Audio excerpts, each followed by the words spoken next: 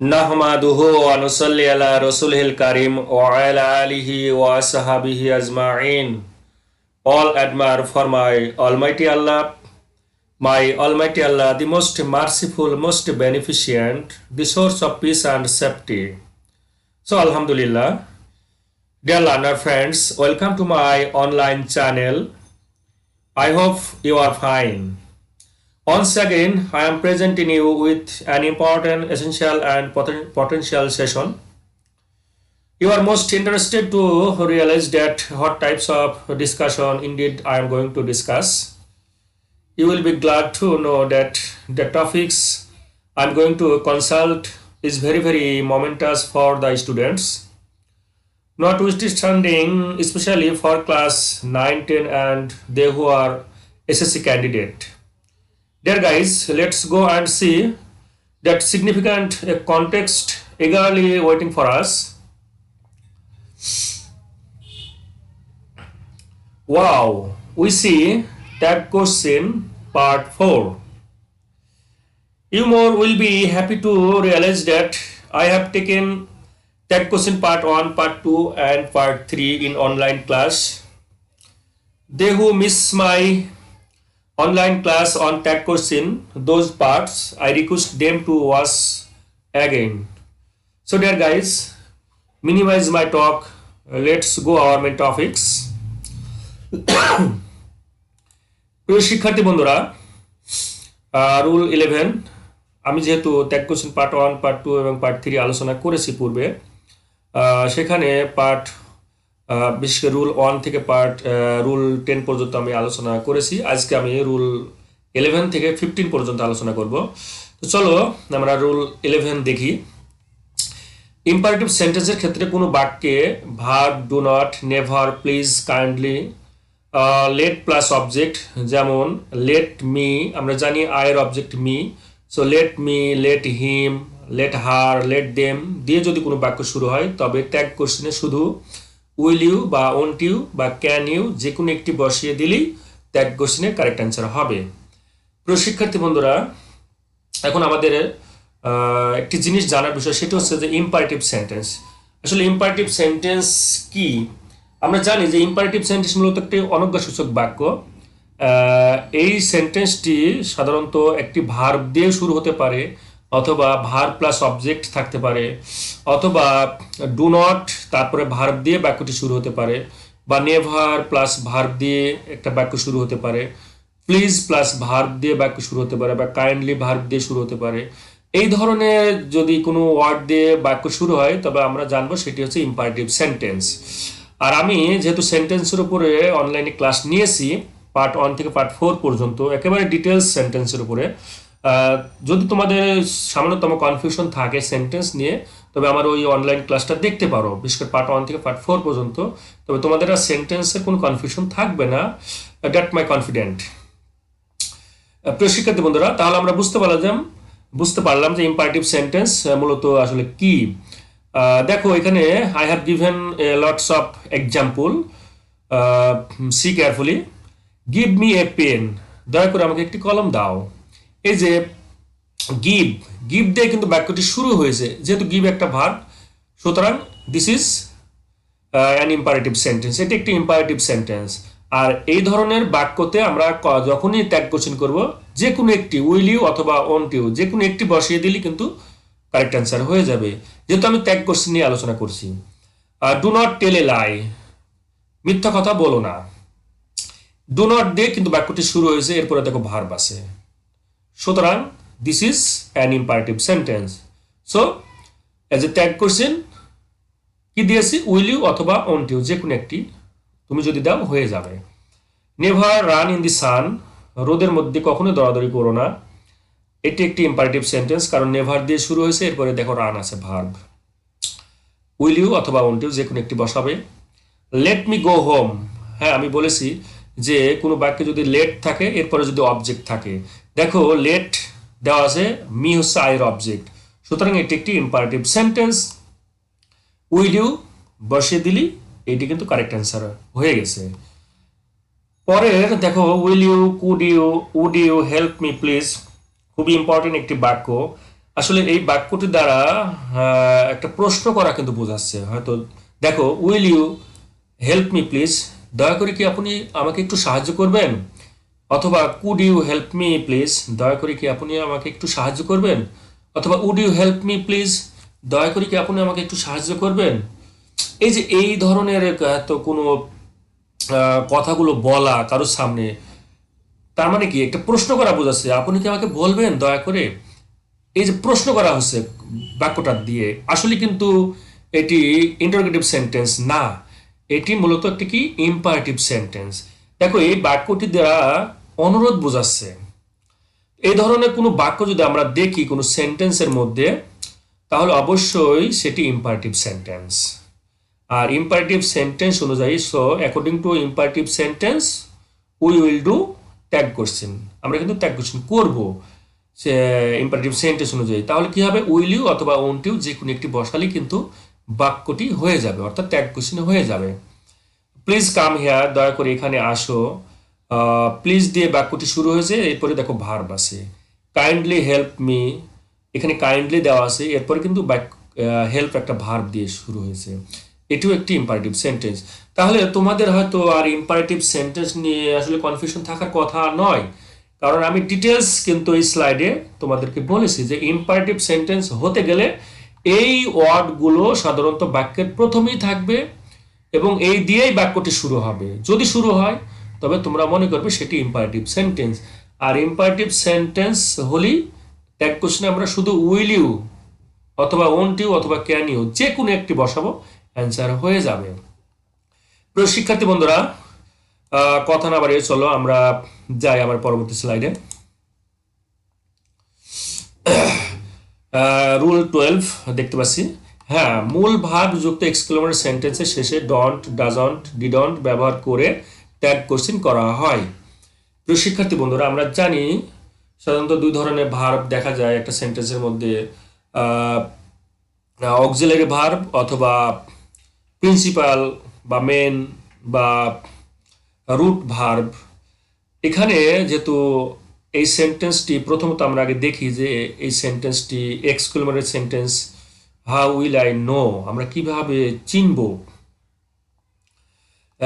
How nicely the bird sings, কতটা চমৎকার করে পাখিটি গান গায়। এই যে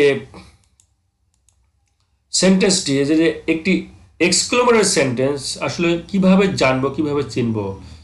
প্রিয় শিক্ষার্থী বন্ধুরা, the best way of knowing that is exclamatory sentence that is must be exclamation mark last of sentence or middle of sentence. যদি সেন্টেন্সের মাঝে অথবা সেন্টেন্সের শেষে এই যে এক্সক্লেমেশন চিহ্ন যদি তোমরা দেখতে পাও কোনো বাক্যে, অবশ্যই মনে করবে সেটি এক্সক্লেমেটরি সেন্টেন্স।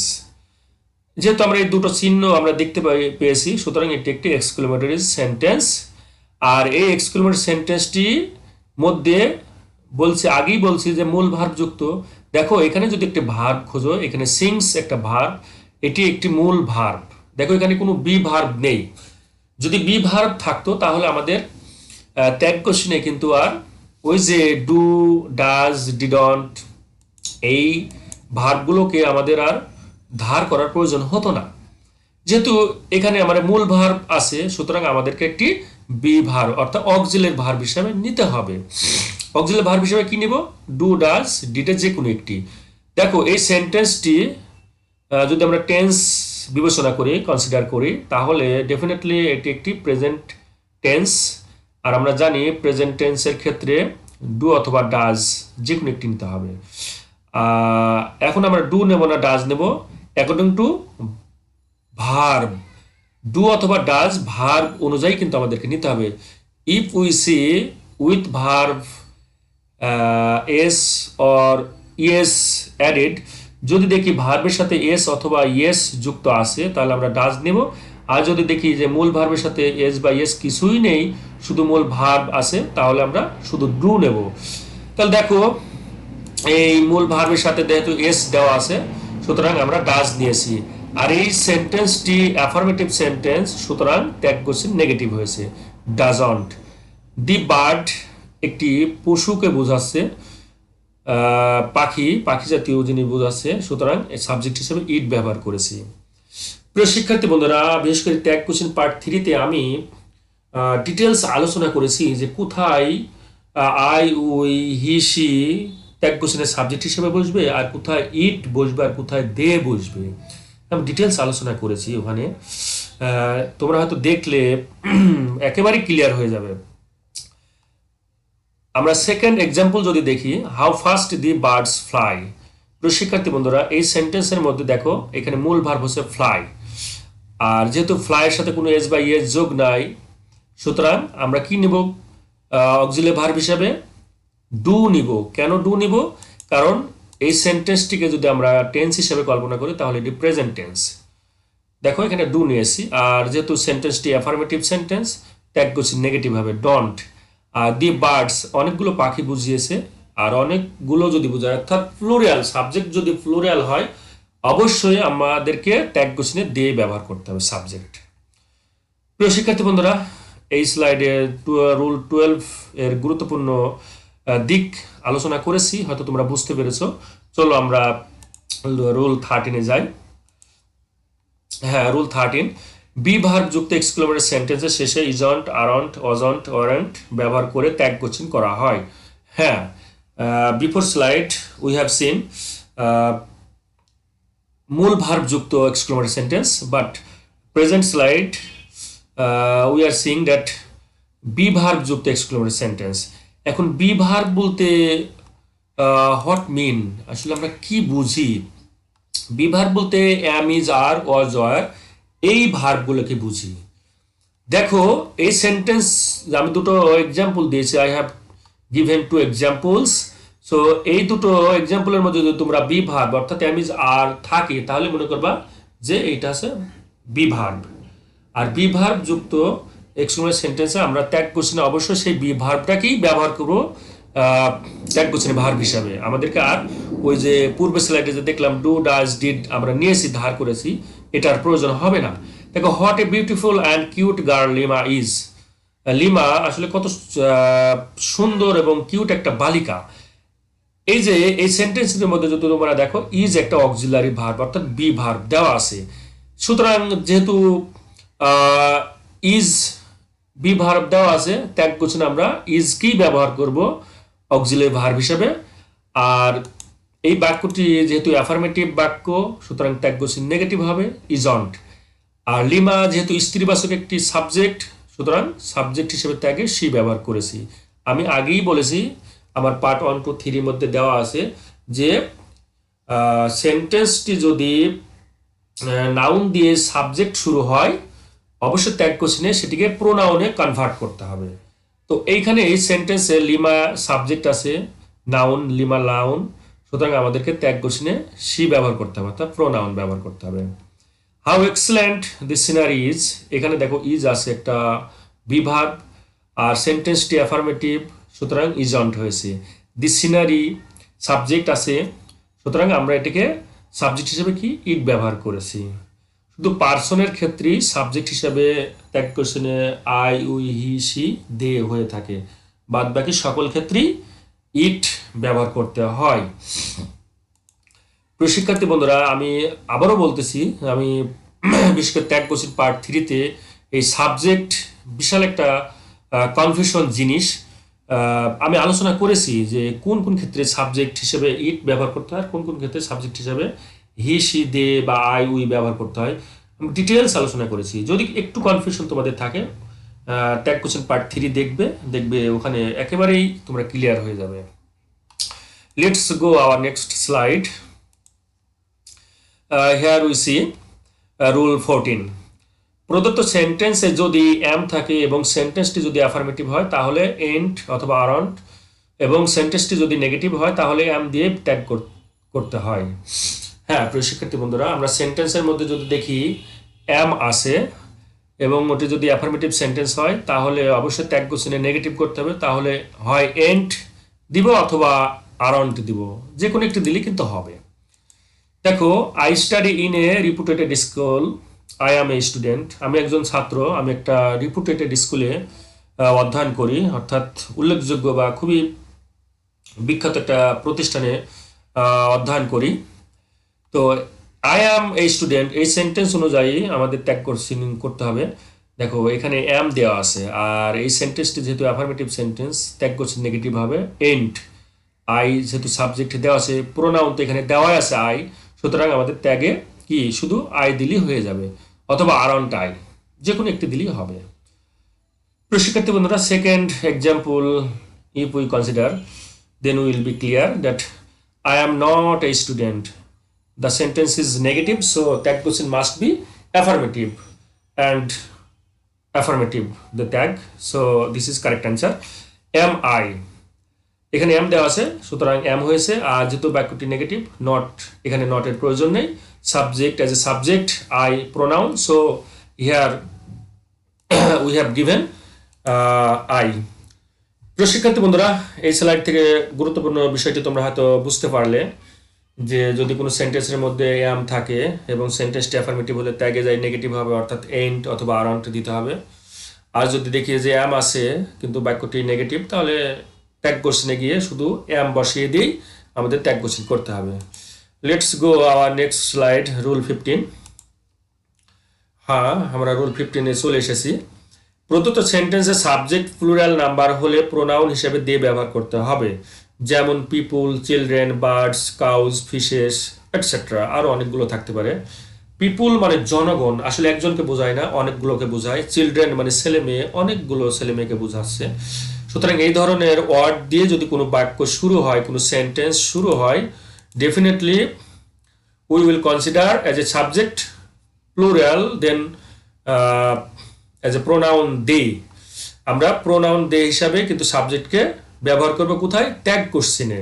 দেখো, birds fly in the sky at large, পাখিগুলো আকাশে স্বাধীনভাবে ওড়ে। এই যে অনেকগুলো পাখি বোঝানো হয়েছে, সুতরাং ট্যাগ কোশ্চেনে আমাদের সাবজেক্ট কি নিতে হবে?